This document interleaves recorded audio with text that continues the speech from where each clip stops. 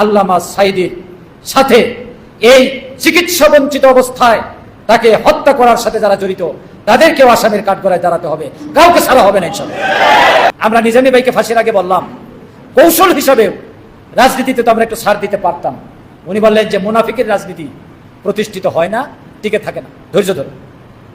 মুনাফিকি করে নাই আমাদের নেতৃবৃন্দ, ফাঁসির মঞ্চে গিয়েছেন, রাজনৈতিক ঐক্য ভাঙেন নাই। এটা হলো জামাত ইসলাম। জামাত এককভাবে যে ভোট পাবে পিআর পদ্ধতি হয়ে গেলে বাংলাদেশের মানুষ তখন দলে দলে লক্ষ লক্ষ কোটি কোটি মানুষ সারা দেশে খালি দাঁড়িপাল্লা সিল মারতে থাকবে, ভোটের পার্সেন্টেজ হয়ে যাবে জামাতের সবচেয়ে বেশি। অতএব ঠেকাও, যত তথ্য যুক্তি ভিত্তিক বক্তব্য আছে সব। ইউটিউবারদের কথা আমি বিশ্বাস করি না, ওনারা সকালে একটা বিকালে আরেকটা। ওনারা তো প্রায়ই সরকারের পরিবর্তন করে ফেলতেছে, প্রায়ই প্রেসিডেন্টকে পরিবর্তন করে ফেলতেছে। আরেকটা মেসেজ যাবে, সেই মেসেজটা হলো প্রতিবেশী রাষ্ট্র ভারত। জামাত ইসলামের এই জাগরণের মাধ্যমে ভারত বুঝতে পারবে ইসলাম পন্থীদের উপর আর কোন আঘাত করা যাবে না। বিশ্ব রাজনীতির একটা পরিবর্তন হবে, আন্তর্জাতিক কূটনীতি, জিওগ্রাফিক্যাল অবস্থান, ইকোনমিক ডিপ্লোমেসি, সমস্ত ডিপ্লোমেসির মধ্যে পরিবর্তন হয়ে সারা বিশ্ব বাংলাদেশ এবং বাংলাদেশের বুকে জামাত ইসলামের দিকে সবাই চোখ রাখবে এবং জামাত আগামী দিনে সফলতার দিকে এগিয়ে যাবে ইনশাআল্লাহ। আসসালামু আলাইকুম। এবার বাংলাদেশে নীরব বিপ্লব ঘটবে, বাংলাদেশ জামাত ইসলামী এবার নীরবে বিপ্লব ঘটাবে, এমনটি দাবি করেছেন জামাত নেতা অ্যাডভোকেট মতিউর রহমান আকন্দ। তিনি আরও বলেন, 19 জুলাই অর্থাৎ বাংলাদেশ জামাত ইসলামীর জাতীয় সমাবেশ ঢাকাতে অনুষ্ঠিত হবে সোহরাওয়ার্দী উদ্যানে। সেদিন বাংলাদেশ জামাত ইসলামীর কোনো মানুষ ঘরে থাকবে না, প্রত্যেকেই রাজপথে বেরিয়ে আসবে। বাংলাদেশ জামাত ইসলামী বড়সড় প্রস্তুতি নিচ্ছে। সুপ্রিয় দর্শক, কিসের ইঙ্গিত আপনারা এই বক্তব্যটি শুনলে বিস্তারিত বুঝতে পারবেন। অন্যদিকে বাংলাদেশ জামাত ইসলামী যে পিআর পদ্ধতি নির্বাচন যাচ্ছে সেটির বিরোধিতা করতেছেন বিএনপি। এছাড়া তাদের সাথে কিছু কিছু ইউটিউবাররা তারা বলতেছে পিআর পদ্ধতি ভালো নয়, তারা জাতিকে বোঝানোর চেষ্টা করতেছেন, তাদেরকেও দাঁতভাঙ্গা জবাব দিয়েছেন এই জামাত নেতা। এছাড়া মতিউর রহমান আকন্দ বলেন, বাংলাদেশে যে সকল হত্যাকাণ্ড হয়েছে, মাওলানা মতিউর রহমান নিজামী থেকে শুরু করে আল্লামা আদিল হোসেন সাঈদীকে বিনা চিকিৎসা হত্যাকাণ্ডের সাথে যারা জড়িত রয়েছে একটাকেও ক্ষমা করা হবে না, প্রত্যেকের বিচার বাংলাদেশে হবে। সুপ্রিয় দর্শক, আমরা বিস্তারিত অ্যাডভোকেট মতিউর রহমান আকন্দের মুখ থেকে জেনে আসবো। নবী পরিবারের সদস্যদেরকে নিয়ে তিনি শাহাদাত বরণ করেছিলেন। শাহাদাতের আগে পারিবারিক যে বৈঠক, সে বৈঠকে বলেছিলেন চতুর্দিকে দুশমন আমাদেরকে ঘিরে ফেলেছে, এখন হয় শাহাদাত নতুবা নতি স্বীকার করতে হবে। পরিবারের সকল সদস্য মত দিয়েছিলেন যে আমরা শাহাদাতের পথ বেছে নেব। ইমাম হুসাইন কারবালার প্রান্তরে শিশু কিশোর পরিবারের সদস্যদেরকে নিয়ে লড়াই করেছেন এবং এই লড়াই করতে করতে দুনিয়ার জীবন থেকে বিদায় নিয়েছেন। অন্যায় অসত্যের বিরুদ্ধে তিনি সেই লড়াইয়ে নিজেকে আপোষ করেন নাই, নতি স্বীকার করেন নাই। সেই স্মৃতি বিজড়িত 10ই মুহররম, আরও অনেক কারণে এটা বিখ্যাত। পৃথিবী এই দিন ধ্বংস হয়ে যাবে, পৃথিবী এই দিন সৃষ্টি করা হয়েছিল, অনেক ঘটনাই 10ই মুহররমে ঘটেছে, ভবিষ্যতেও ঘটবে। প্রিয় ভাইরা, এই একটি সুন্দর দিনে আল্লাহ আমাদেরকে উপস্থিত হওয়ার তৌফিক দিয়েছেন, আলহামদুলিল্লাহ। আল্লাহ রাব্বুল আলামিন কালামে হাকিমে মানব জাতির পরিচয় তুলে ধরেছেন। মানুষকে আল্লাহ তাআলা শ্রেষ্ঠত্ব দিয়েছেন, best creation in the universe. পৃথিবীতে মানুষের চাইতে শ্রেষ্ঠ কেউ নাই। আর শ্রেষ্ঠত্বের মূল কারণ হচ্ছে তার বিবেক। আল্লাহ তাআলা মানুষকে বিবেক দিয়েছেন, অন্য কোনো প্রাণীকে বিবেক দেন নাই। বিবেকের পার্থক্যই মানুষকে শ্রেষ্ঠত্বে নিয়ে যায়, আর বিবেকের কারণে মানুষ পশুত্বের নিচে চলে যায়। লাহুম কুলুবুন লা ইয়াফকাহুনা বিহা, এই আয়াতটিতে আল্লাহ তাআলা বলেছেন এমন প্রাণী আছে যাদেরকে চোখ দেওয়া হয়েছে ভালো জিনিস দেখে না, অন্তর দেওয়া হয়েছে ভালো জিনিস চিন্তা করে না, কান দেওয়া হয়েছে সঠিক জিনিস তারা শোনে না। এদের পরিচয় কাল আনাম, চতুষ্পদ জন্তু, বালহুম আদাল, তার চাইতে নিকৃষ্ট। সুতরাং দেয়ার ইজ নো ওয়ে, এই দুটো পথ ছাড়া হয় বিবেক নতুবা বিবেক বর্জিত। কোরআন এটাকেই সত্য এবং মিথ্যার কথা বলেছে। যেটা সঠিক সেটা সত্য, যেটা বেঠিক সেটা মিথ্যা, মাঝখানে তৃতীয় কোনো কিছু নাই। নিউট্রাল বলে দুনিয়াতে কোনো জিনিসের অস্তিত্ব নেই। যারা নিউট্রাল বলেন তারা মূলত মিথ্যার পক্ষেরই শক্তি, কিন্তু তাদের চরিত্র, তাদের রূপটা হয় ভিন্ন। আজকের দুনিয়াতে লড়াই হবে দুটো শক্তি, যারা সত্যের পথে আছেন তাদের, আরেকটা হচ্ছে যারা সত্যের বিপক্ষে আছেন তাদের। যারা সত্যের বিপক্ষে আছেন তাদের নেতৃত্ব দিয়েছে ইসরায়েল এবং আমেরিকা। আর যারা সত্যের পথে আছেন তাদের সুনির্দিষ্ট এরকম দেশীয় কোনো নেতৃত্ব নাই। তাদের নেতা বিশ্বনবী মুহাম্মদ রাসূলুল্লাহ সাল্লাল্লাহু আলাইহি ওয়াসাল্লাম, তার রেখে যাওয়া আদর্শ আল কোরআন এবং তার সুন্নাহ। এই দুটো জিনিসের ভিত্তিতে মানুষ ঐক্যবদ্ধ হবে, অসত্যের বিরুদ্ধে লড়াই করবে। আল্লাহ রাব্বুল আলামিন ওয়াদা করেছেন শেষ পর্যন্ত আল্লাহ তাআলা যা আল হাক্কু ওয়া জাহাকাল বাতিল, সত্য এসে যাবে, মিথ্যার পরাজয় হবে। এই বাণী, এই বক্তব্য চিরশাশ্বত এবং চিরদেদীপ্যমান, এর কোনো ব্যতিক্রম হবে না। ওয়ালান তাজিদু লিসুন্নাতিনা তাহবিলা, আল্লাহ রাব্বুল আলামিনের নিয়মের কোনো পরিবর্তন হবে না। সেই পর্যন্ত পৌঁছতে হলে আমাদের প্রস্তুতিটা শেষ করতে হবে। এরপরে আল্লাহ রাব্বুল আলামিনের পক্ষ থেকে বিজয়ের ব্যাপার, সাহায্যের ব্যাপার। এবং আল্লাহ তাআলা তো নিজেই বলেছেন, ওয়াদাল্লাহুল্লাযিনা আমানু মিনকুম, আমি ওয়াদা করছি আমি তোমাদের হাতে খেলাফতের দায়িত্ব তুলে দিব। খেলাফতের দায়িত্ব তুলে দেওয়ার কথা আল্লাহ বলছেন। সুতরাং সেই পর্যায়ে যেতে হবে। এই প্রেক্ষিতে আমি কয়েকটি বিষয় শুধু দৃষ্টি আকর্ষণ করব। বাংলাদেশ অনেক রক্তের বিনিময়ে আজকে এই পর্যায়ে আসছে।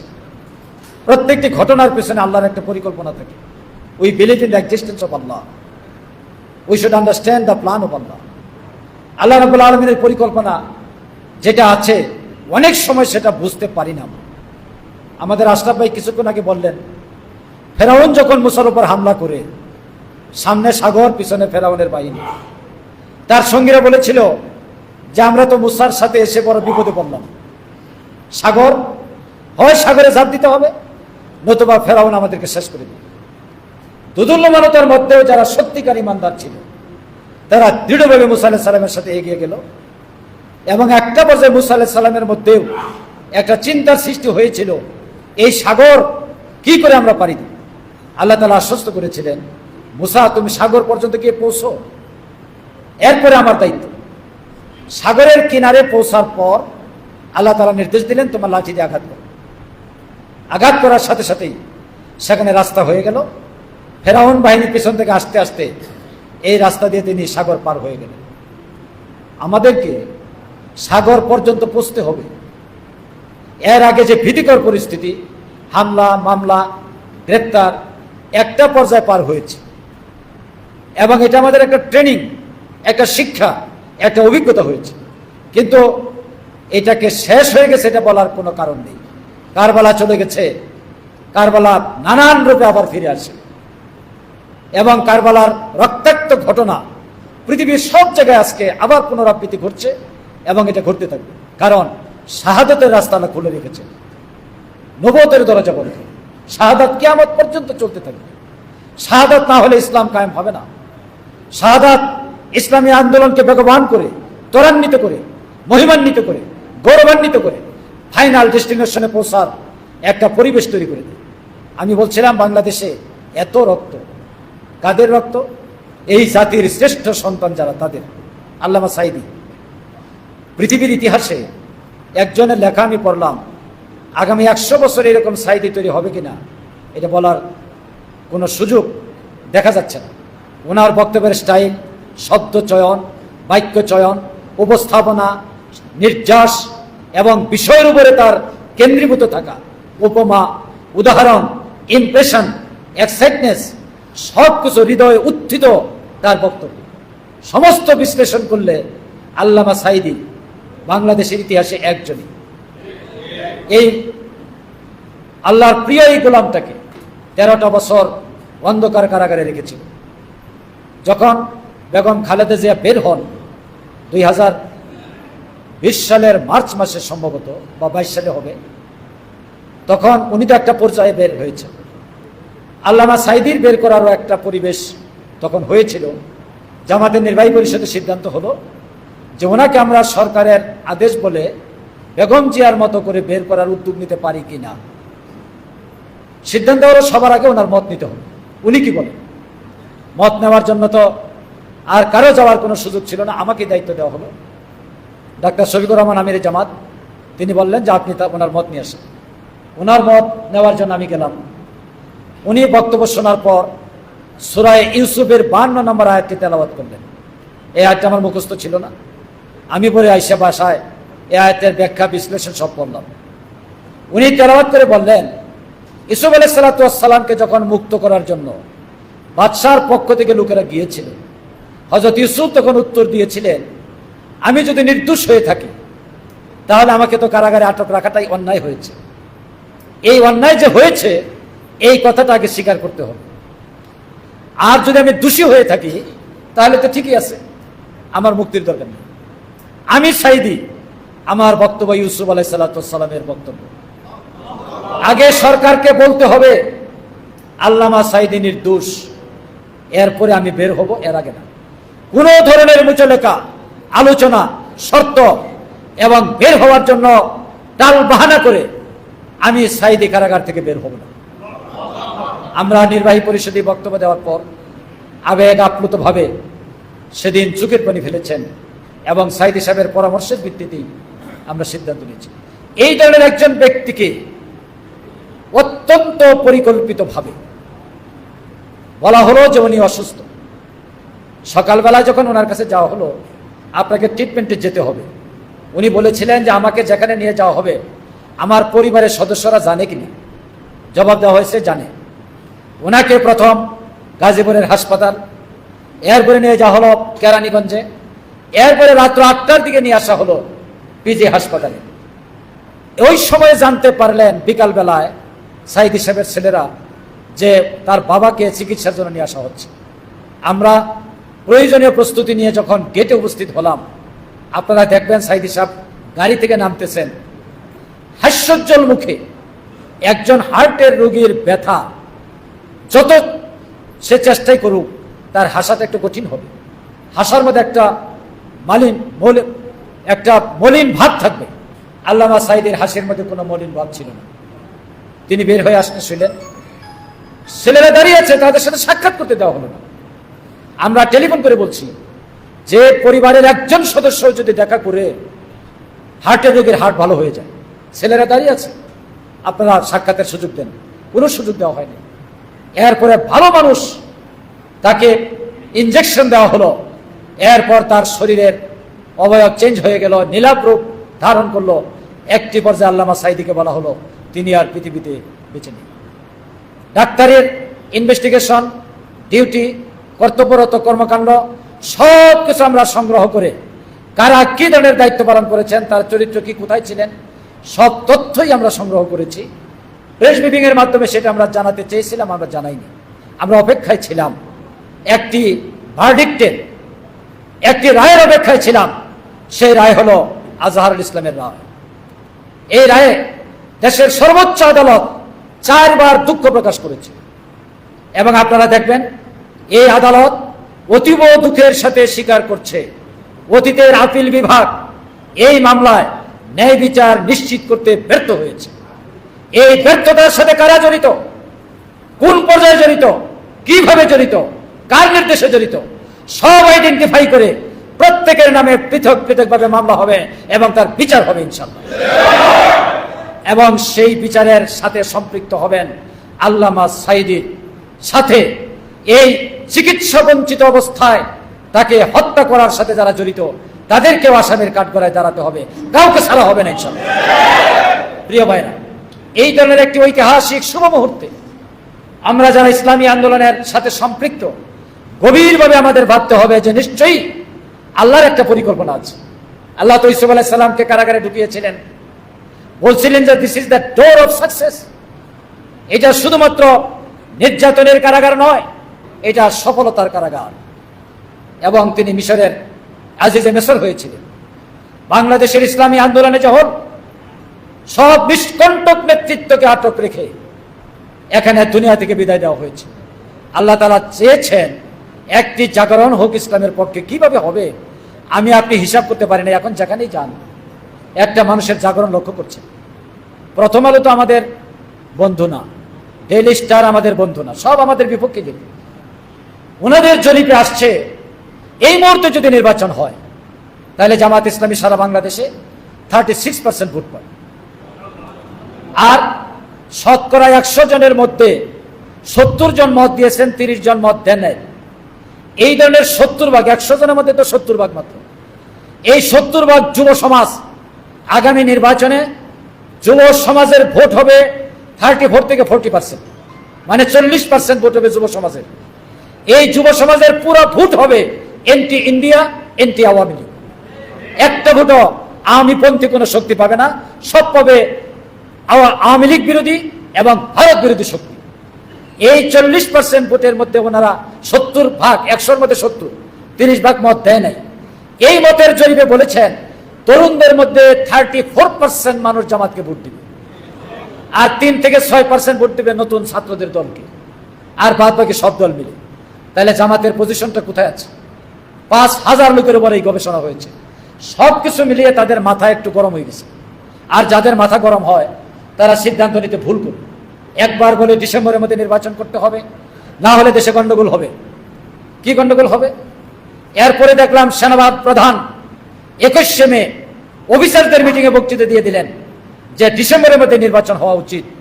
তার একদিন পর দেখলাম ভারতের পররাষ্ট্র মন্ত্রণালয়ের মুখপাত্র নয়া দিল্লিতে এক বক্তব্যে বললেন অত্যন্ত অল্প সময়ের মধ্যে তথা ডিসেম্বরের মধ্যেই বাংলাদেশে জাতীয় সংসদ নির্বাচন হওয়া দরকার।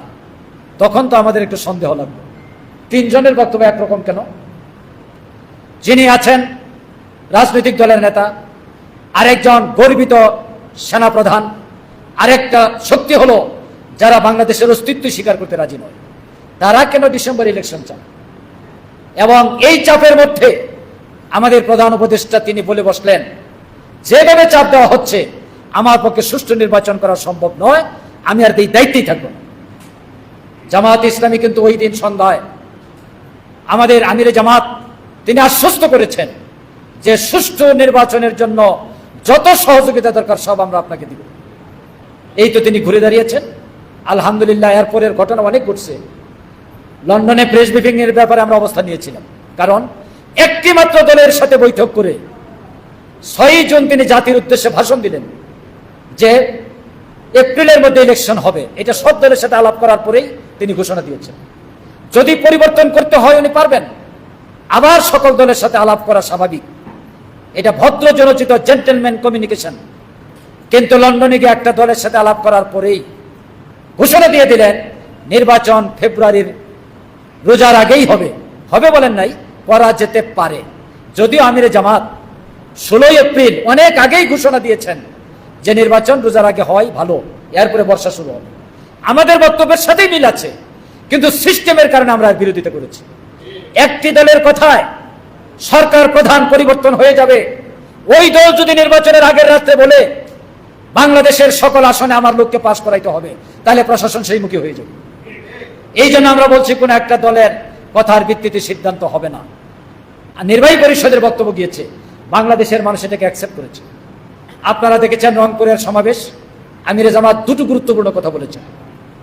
এয়ারপোর্টে নামতেই সাংবাদিকরা তাকে ধরেছিল, তার উত্তর দিয়েছেন, আর জনসভায় বক্তব্য দিয়েছেন। আপনারা ওনার বক্তব্য অবশ্যই পড়বেন, দেখবেন, লাইভ ব্রডকাস্ট হয়েছে, সেখানে সংরক্ষিত আছে।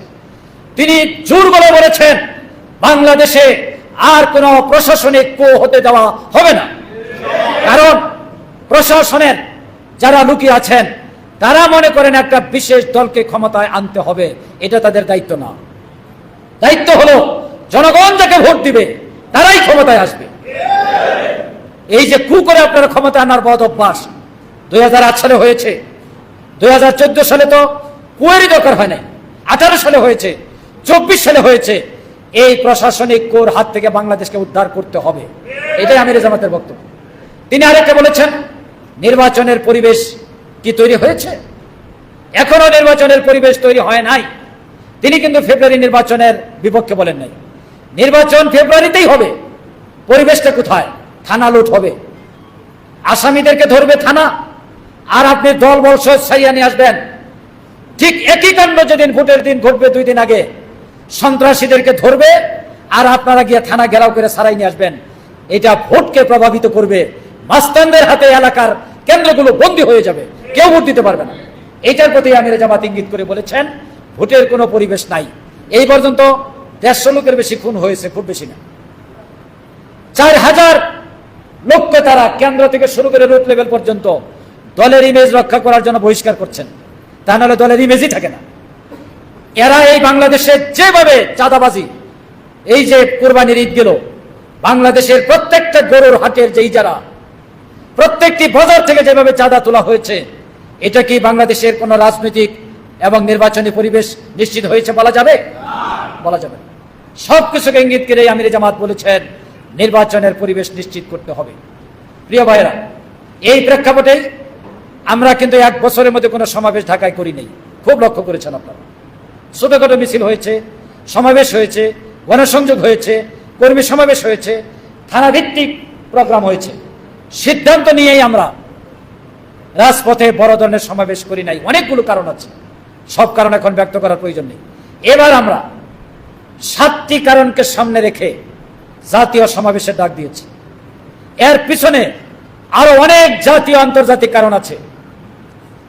এই কারণকে সামনে রেখে বাংলাদেশের ইতিহাসে সর্ববৃহৎ জনসমুদ্র হবে আগামী 19শে জুলাই সোহরাওয়ার্দী উদ্যানকে কেন্দ্র করে, ইনশাআল্লাহ। আমি কেন্দ্র করে শব্দটা কেন বললাম? এই জন্য যে আপনারা ইতিমধ্যে জেনে ফেলেছেন, ঢাকা মহানগরীর টার্গেট হলো 5 লক্ষ লোক, দক্ষিণের হলো 5 লক্ষ লোক, কুমিল্লা 1 লক্ষ লোক, সারাউন্ডিং সমস্ত ডিস্ট্রিক্টগুলো 1 লক্ষের বেশি এক একটা জোন। সারা বাংলাদেশে লোকের যে আগমন ঘটবে, সোহরাওয়ার্দী হবে আমাদের কেন্দ্রবিন্দু। উত্তরবঙ্গ থেকে যারা আসবেন তারা এই আব্দুল্লাহপুর পার হওয়ার পর লোকের কারণে আর ঢাকায় প্রবেশই করতে পারবেন না, ইনশাআল্লাহ। সোহরাওয়ার্দী থেকে শুরু করে আব্দুল্লাহপুর পর্যন্ত লোকে লোকারণ্য হয়ে যাবে। সোহরাওয়ার্দী থেকে যাত্রাবাড়ি পর্যন্ত লোকে লোকারণ্য হয়ে যাবে। সোহরাওয়ার্দী থেকে গাবতলী পর্যন্ত লোকে লোকারণ্য হয়ে যাবে। সেই দিন শুধু সোহরাওয়ার্দী নয়, সারা ঢাকা মহানগরী থাকবে জামাত ইসলামের লক্ষ লক্ষ সাধারণ মানুষ সহ জামাত নেতা কর্মীদের পদবারে মুখরিত মহানগরী, ইনশাআল্লাহ। সারা বিশ্বকে আমরা অনেকগুলো মেসেজ দিতে চাই। প্রথম মেসেজ হবে, 1 নম্বর যে বক্তব্য আছে, সকল গণহত্যার বিচার করতে হবে বাংলাদেশের বুকে। এটা গণহত্যা বলা হয় নাই, সকল গণহত্যা। সকল বলতে 1 নম্বর, শাপলা চত্বরে হত্যা করে যত নিরীহ মানুষকে খুন করা হয়েছে, সকল খুনের বিচার করতে হবে বাংলাদেশে। আল্লামা সাঈদীর রায়ের পর 1 দিন 1 সপ্তাহের মধ্যে 174 জন মানুষকে হত্যা করে বাংলাদেশে রক্তাক্ত করে দেওয়া হয়েছে। এই দ্বিতীয় গণহত্যার বিচার করতে হবে। তৃতীয় গণহত্যা হবে এই 1 জুলাই থেকে শুরু করে 5ই আগস্ট পর্যন্ত বাংলাদেশের বুকে যে ভাইদেরকে হত্যা করা হয়েছে, পঙ্গু করে দেওয়া হয়েছে, আহত করা হয়েছে, এই মানবতা বিরোধী অপরাধ এবং এই গণহত্যা সহ 3টি গণহত্যাকে বলেছি সকল গণহত্যার বিচার বাংলাদেশের মাটিতে করতে হবে, ইনশাআল্লাহ। People's will is the supreme law. জনগণের ইচ্ছাই হলো সর্বোচ্চ আইন। সেই দিন বুঝে যাবেন বাংলাদেশের মানুষ যে হত্যার বিচার ছাড়া বাংলাদেশের মানুষ ঘরে ফিরে যাবে না। 1। 2 নম্বরে আমরা বলেছি প্রয়োজনীয় সংস্কার করতে হবে। সংস্কার অনেক লম্বা জিনিস। সুন্দর একটি বাক্য ওনারা ছেড়ে দিয়েছেন, সংস্কার একটা চলমান প্রক্রিয়া। নির্বাচিত সরকার সংস্কার করবে, অত্যন্ত ভালো কথা। আপনারা নির্বাচিত হয়ে রাষ্ট্র পরিচালনা করেছেন 3 বার। কয়বার সংস্কার করছেন? 3টি সংস্কারে তো আপনারা করেন নাই। 54 বছর যারা রাষ্ট্র চালিয়েছে বাংলাদেশে, তারা কোনো সংস্কার করে নাই। অর্থনৈতিক সংস্কার, রাজনৈতিক সংস্কার, জুডিশিয়াল সংস্কার, অ্যাডমিনিস্ট্রেটিভ সংস্কার, সকল সংস্কার যেটা অপরিহার্য মিনিমাম, এবং যেখানে ভূত লুকিয়ে আছে স্বৈরাচারের, সেই ভূত তাড়ানোর জায়গায় সংস্কার করতে হবে। কি সেটা? একই ব্যক্তি যিনি সরকার প্রধান হবেন তিনি আর দলের প্রধান থাকতে পারবেন না। কারণ তিনি সরকার প্রধান হইয়া বাংলাদেশের মানুষের উপর আঙ্গুল ঘুরান, আর দলের প্রধান হয়ে দলের মানুষকে তিনি কুক্ষিগত করে রাখেন। এই 2 শক্তি বাংলাদেশের মানুষকে জিম্মি করে ফেলে। এটাই শেখ হাসিনা করেছিল 15.5 বছর। একই ব্যক্তি দলেরও প্রধান, সরকারেরও প্রধান। এটা হলো স্বৈরাচারের প্রথম ভূত। এই ভূতটা তাড়াইতে হবে, এটা আমাদের প্রস্তাব। ওনারা কিন্তু এই প্রস্তাব মানতে এখনো একমত হন নাই। কেন হন নাই আল্লাহ ভালো জানে, আমরা কিছুটা বুঝতেছি। এরপরে আমরা বলেছি একই ব্যক্তি দুইবারের বেশি প্রধানমন্ত্রী হতে পারবে না, এটা সংশোধন করে 10 বছর করা হয়েছে। 10 বছর মানে 2 মেয়াদ। একজন প্রধানমন্ত্রী 3 বছর পর পার্লামেন্ট ভেঙে যেতে পারে, তাহলে তো 1 মেয়াদে তিনি 3 বছর প্রধানমন্ত্রী হইলেন। আর যদি দুইবারের বলি তাহলে দ্বিতীয়বার 3 বছরে শেষ, দ্বিতীয়বার তাহলে তার মেয়াদটা 10 বছর হয় না। আমরা জামাত উদারতার পরিচয় দিয়ে বলেছে একজন ব্যক্তি 10 বছরের বেশি প্রধানমন্ত্রী থাকতে পারবেন না। ওখানে কেউ গেলেই উনি আর নামতে চান না, সমস্যা হলেই যায়। এইটা যদি পাশ হয়ে যায়, পাশ অলরেডি হয়ে গেছে, একমত হয়েছেন এটাতে। এরপরে তৃতীয় যে পদ্ধতিটা আমরা বলেছি পিআর পদ্ধতি, এটা নিয়ে নানান বিরোধী বক্তব্যগুলো শোনানো হচ্ছে, পক্ষের উপকারিতাগুলো শোনানো হচ্ছে না। আসলে বলা হয় যে এখানে নাকি নেতৃত্ব তৈরি হবে না, কেনা বেচা হবে, এমপি বিক্রি হয়ে যাবে, অস্থিতিশীল সরকার হবে, স্থায়ী সরকার হবে না। পিআর পদ্ধতির সবচেয়ে বড় উদাহরণ হইল আজকের তার কি তুরস্ক তো টিকে আছে 91 সাল থেকে 34 বছর যাবৎ তার কি যদি টিকে থাকতে পারে, বাংলাদেশ পারবে না কেন? অবশ্যই পারবে। ওনারা ওইটা উদাহরণ দেয় না, উদাহরণ দেয় শ্রীলঙ্কারটা। শ্রীলঙ্কার পিআর পদ্ধতি আর তার্কির পিআর পদ্ধতির মধ্যে একটু পার্থক্য আছে। আর ইদানিং বেলজিয়ামের বক্তব্য আসতেছে, ওখানে নাকি কোনো রাষ্ট্র শক্তিই নাই। আমরা বলছি এগুলি হলো পিআর পদ্ধতি না দেওয়ার একটা প্রক্রিয়া। একটা সিটে ভোটার হলো 5 লাখ, একজন লোক 1,51,000 ভোট পেয়ে এমপি হয়ে গেলেন কাস্ট ভোটের, আরেকজন পাইলেন 1,49,000, মাত্র 2,000 ভোটের ব্যবধান। এইভাবে সারা বাংলাদেশে 300টি আসনে, কোন জায়গায় 300 ভোট, 500 ভোট, 600 ভোট। হবে কি, সরকার যিনি গঠন করবেন তিনি 300-400 ভোটের ব্যবধানে 1.5 শতাধিক জায়গায় এমপি হবেন, আর 1.5 শতাধিক জায়গায় 300 থেকে 2,000-3,000 ভোটের ব্যবধানে প্রতিদ্বন্দ্বী ফেলবেন।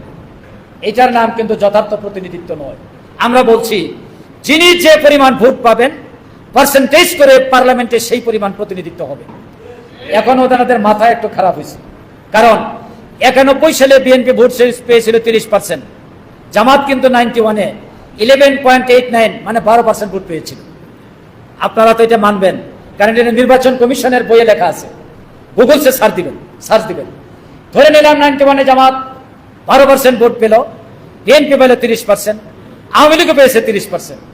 কিন্তু ভোটের ব্যবধান 300-400 হওয়ার কারণে সকল জায়গায় জামাত ইসলামী 45টা সিটে সেকেন্ড হয়েছে। এই 45টা সিটে মাত্র 4 থেকে 5,000 ভোটে বিএনপি পাস করছে। অনুরূপ আওয়ামী লীগের একই অবস্থা। 2001 সালে বিএনপি ভোট পেয়েছে 40%, আওয়ামী লীগ ভোট পেয়েছে 40%। তাহলে 91-এর যে 12% ভোট জামাতের, এটা তো 2001 সালে জামাত আর বিএনপি এক হয়েছিল, যার জন্য 12% ভোট বিএনপির সাথে যুক্ত হয়ে গেছে। তাহলে বিএনপির 30% কই গেল? তার মানে 2001 সালে কিন্তু বিএনপির ভোট আওয়ামী লীগের চেয়ে কমেছে। এটা হিসাব বলতেছে। এই হিসাবটি শেখ হাসিনা এই 111-এর পর করেছে যে বিএনপি আর জামাত যদি এক থাকে, প্রাপ্ত ভোটের 2 দলের রেশিও অনুযায়ী জীবনেও আওয়ামী লীগ ক্ষমতা আসতে পারবে না। সুতরাং এই জোট ভাঙতে হবে, জামাতকে বিএনপিকে জামাত থেকে বিচ্ছিন্ন করতে হবে। এই একটি সূত্রেই জামাতকে প্রস্তাব দেওয়া হয়েছিল, জামাত সে প্রস্তাব মানে নাই, ফাঁসির মঞ্চে গিয়েছে। আমরা নিজামী ভাইকে ফাঁসির আগে বললাম কৌশল হিসাবে রাজনীতিতে তো আমরা একটু ছাড় দিতে পারতাম। উনি বললেন যে মুনাফিকের রাজনীতি প্রতিষ্ঠিত হয় না, টিকে থাকে না, ধৈর্য ধরে। মুনাফিকি করে নাই আমাদের নেতৃবৃন্দ, ফাঁসির মঞ্চে গিয়েছেন, রাজনৈতিক ঐক্য ভাঙেন নাই। এটা হলো জামাত ইসলাম। এর ফল আল্লাহ তাআলা দিবেন এবং দিচ্ছেন।